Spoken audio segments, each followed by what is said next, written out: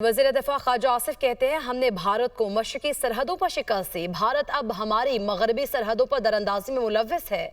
मगरबी महाज पर मशरक़ से बढ़कर कामयाबी मिलेगी। कौमी इत्तेहाद में नजर आने वाली दरारें इत्तेहाद में बदल चुकी हैं।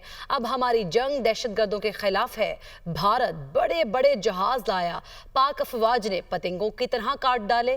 भारत के 10 जहाज निशाने पर थे, अभी उधार बाकी है। अगर भारत ने दोबारा जारहियत की तो पहले से ज्यादा मुअस्सर जवाब देंगे। मोदी इस वक्त अपने जख्म चाट रहा है। वो सियालकोट में मीडिया से गुफ्तगू कर रहे थे। जब से हमने आजादी हासिल की है, हमारा आज़ली और अबदी दुश्मन भारत जो है वो हमारे दर पे है, और दुश्मन जो है हमारी मशरक़ी सरहद के उस पार बैठ के यहाँ से चंद मील दूर जख्म चाट रहा है। इंशाअल्लाह ताला जल्दी मगरबी सरहद पे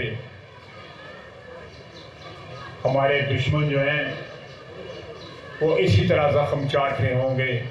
ये मार्का कौमी इत्तेहाद और वहदत का बायस बना। आज से 15-20 दिन में, एक महीना पहले कौमी वहदत और इत्तेहाद में आपको दरारें नजर आती थी। अब हमारी जंग जो है वो दहशतगर्दों के खिलाफ है।